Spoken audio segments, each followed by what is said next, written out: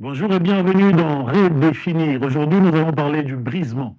Nous allons essayer de redéfinir, de donner d'autres mots pour vous faire comprendre c'est quoi le brisement. Le brisement, cette épreuve par laquelle nous passons dans la foi chrétienne, dans notre parcours chrétien. Quelquefois, il se présente comme étant un temps où le Seigneur lui-même est en train de nous presser afin de sortir du bon jus. C'est comme ce maître-là qui a besoin du bon jus. Il a besoin que nous puissions avoir un bon parfum. Il a besoin que nous soyons capables de pouvoir assumer ce qu'il met au-devant de nous, de pouvoir faire face à notre destinée. Je parle là de ce texte dans Ésaïe chapitre 64, le verset 8 qui nous dit « Cependant, ô Éternel, tu es notre Père, nous sommes l'argile et c'est toi qui nous as formés. Nous sommes tous l'ouvrage de tes mains. » Si comme un potier, il peut faire de nous ce qu'il veut et que nous pouvons nous livrer à sa volonté, nous arriverons à une forme qui fera pas seulement sa gloire, mais qui nous traînera tout droit vers notre destinée. Un homme sage a dit que l'identité de quelqu'un, c'est comme une clé, et une clé qui est appropriée à sa destinée. Tant que l'homme ne représente pas vraiment son identité, tant que le style de vie de l'homme ne vient pas faire un avec l'identité. Or, l'identité, c'est ce que Dieu dit que nous sommes. Alors, tant que ce que nous vivons n'est pas en exergue, n'est pas en corrélation avec ce que Dieu dit que nous sommes, alors nous ne serons pas accessibles, nous ne pourrons pas accéder à la destinée. Je répète encore cette phrase, l'identité est la seule clé, c'est la clé unique qui te permet d'entrer dans ta destinée. Et Dieu est comme un serrurier là. Alors quand il te fait passer par le brisement, c'est tout ce travail que le serrurier fait afin de pouvoir corriger les bosses, mettre des trous, faire des formes, lui faire passer par le feu. Je ne sais pas, je ne maîtrise pas beaucoup ce travail que le serrurier est en train de faire, mais je présume qu'il y a de la douleur, qu'il y a de la force, qu'il y a de la pression, il y a de l'intensité, il y a le feu.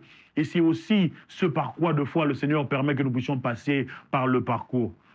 Tout le monde passe par là. Je vous donne un peu l'exemple de ce serviteur qui a pu écrire le 2 tiers du Nouveau Testament, Paul. Nous voyons Paul commencer le ministère, mais il est obligé de rester caché pendant 14 bonnes années. Pourquoi? Parce que son ministère n'était pas encore reconnu de ses pairs.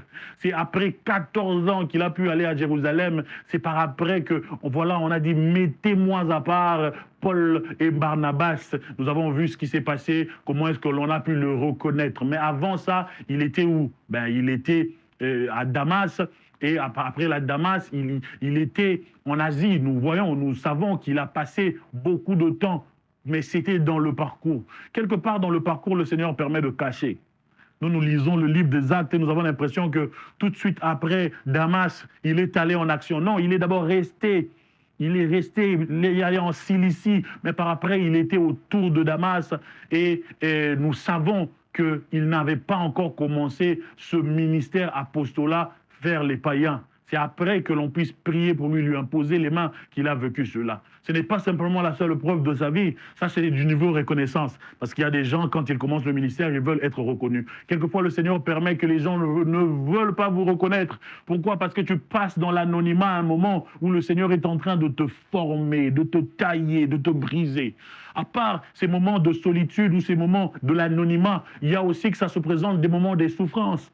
Il y a des fois, nous devons passer par des souffrances. Paul a subi beaucoup de souffrances, emprisonné plusieurs fois. On a beaucoup médit Paul. Quelquefois, d'ailleurs, Paul avait, comment je peux dire, une image négative sur lui. C'est comme si Paul était en train de véhiculer avec lui, quelqu'un dirait aujourd'hui, il a l'esprit de mort. Quelqu'un dirait aujourd'hui, lui là, il n'est pas appelé. Pourquoi? Quelqu'un qui est appelé ne peut pas être combattu comme cela. C'est ça que les gens disent aujourd'hui.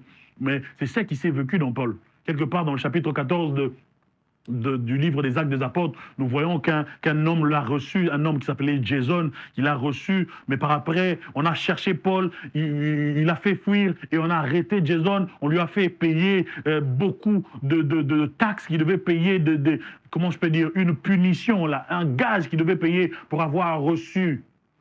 Vous voyez comment est-ce que les gens ne peuvent plus nous recevoir dans la vie. Des fois, le Seigneur nous fait passer dans des temps comme ça où notre présence crée du mal à d'autres personnes. Au-delà du fait que Paul n'était pas reçu, on commençait à maltraiter ceux qui recevaient Paul. C'est ça aussi ce qu'on retrouve deux fois dans le ministère. Au-delà de ça, il y a eu des épreuves où Paul, la Bible dit que le diable empêcha Paul d'entrer dans une ville. Comment tu peux imaginer ça? Toi, tu es un serviteur de Dieu, tu es loin, mais le diable t'a empêché d'entrer dans une ville. Pas une fois, mais deux fois. Et là, c'est le Seigneur qui l'a permis, bien évidemment. C'est des choses qu'il permet comme ça. On a l'impression que le diable a gagné, mais Dieu le permet dans notre parcours pour nous briser, pour nous former. Quelque part dans la Bible, on lit encore, on dit, c'est le Saint-Esprit qui l'empêche d'entrer dans une ville. C'est le Saint-Esprit qui lui a dit, ah, va dans les nations, mais c'est lui-même qui l'empêche d'entrer dans une ville. Ce qui est bon avec Dieu, c'est qu'il peut t'empêcher quelque chose aujourd'hui, mais après quelque temps, c'est favorable, il peut entrer. Il s'est retrouvé en opposition avec des hommes, quelquefois avec Dieu, quelquefois avec le diable, quelquefois avec la méchanceté, l'orgueil, le ministère, ce qu'il disait, les blessures, les trahisons. Malgré tout ça, tout contribuait, alléluia, à sa formation. Et que dire de l'écharpe qu'il portait, pour lequel il a prié pendant longtemps. Ôte-moi ce fardeau. Et le Seigneur lui a dit, ma grâce te suffit, ma grâce te suffit. Et si je parle de Paul, pourquoi je ne parlerai pas de notre Seigneur Jésus-Christ, qui a subi ce que l'on ne peut pas subir, qui a subi trahison, pas seulement par Judas, mais par beaucoup de personnes. Il y en a qui suivaient la parole, mais il y en a aussi qui ont crié comme ça avec la foule, crucifiez-le, crucifiez-le. Il y a de ces personnes comme ça qui disent des choses, mais après, ils disent autre chose. Il est comme ces personnes comme Pierre, là, qui sont là, je mourrai avec toi, mais après, il dit, je ne l'ai jamais connu. La trahison, c'est des choses que l'on vit. À Gethsemane, qu'est-ce qui s'est passé? À Gethsemane, le Seigneur réalisait ça. Il ne réalisait pas simplement la douleur physique, il réalisait tout ce que ça prend pour le ministère. Ça prend plus que la douleur. Ça prend, deux fois, pas seulement la douleur physique, mais ça nous prend beaucoup en termes d'énergie. Mais cela contribue à ce cadeau merveilleux que nous serons en train de devenir pour notre Seigneur. Nous deviendrons ce vase d'honneur que le Seigneur va louer. Ma Bible me dit que le Seigneur Jésus, après avoir rendu service sur terre, il est parti devant le trône du Seigneur. Il pouvait se trouver devant le trône du Seigneur avec des preuves de tout ce qu'il a subi, et son nom fut élevé au-dessus de tous les noms à cause de ce qu'il a fait. Et le Seigneur lui dit, assis-toi à ma droite jusqu'à ce que je fasse de tes ennemis ton marchepied. Qu'est-ce qui se passe ici? Il passe que le Seigneur a ouvert le Seigneur a ouvert une dispensation. Le Seigneur a ouvert une nouvelle dispensation où il est le souverain sacrificateur. Comme le dit Psaume chapitre 133, que l'onction coule de la tête du souverain sacrificateur, ça descend vers la barbe jusqu'aux habits. Et tout celui qui fait partie de ce corps du Christ doit prendre cet ADN, l'ADN du brisement, accepter d'aller souffrir. N'est-ce pas qu'il a été dit que chacun doit porter sa propre croix? Le Christ a porté sa croix, mais nous aussi nous avons une partie de la croix à porter. Il est dommage que de remarquer qu'on ne veut pas subir, ne veulent pas être éprouvés, ils ne veulent pas souffrir, ils ne veulent pas payer le prix en termes d'énergie, payer le prix en termes de temps de prière, payer le prix en termes de trahison, de tout ce que nous devons subir pour que le nom de Dieu puisse se glorifier. Il a fallu qu'il puisse souffrir tout ce qu'il a souffert afin que son nom puisse être élevé.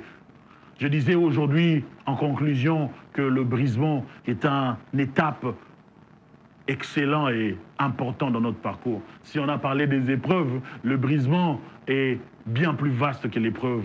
Parce que l'épreuve peut être un brisement, mais le brisement vient tailler votre caractère. Le brisement vous permet de devenir la forme que Dieu veut que vous puissiez être. Et c'est à Dieu de déterminer si vous avez passé l'épreuve, si vous avez été taillé, si vous êtes à mesure de pouvoir aller dans la prochaine étape de votre vie. Alors quelquefois, au lieu de se lamenter, quelquefois, au lieu de pleurer, nous devons juste par soumission dire à Dieu, j'accepte et j'y vais. Comme le Seigneur Jésus-Christ à Gethsemane, il a dit pas ma volonté, mais ta volonté. Que Dieu vous bénisse.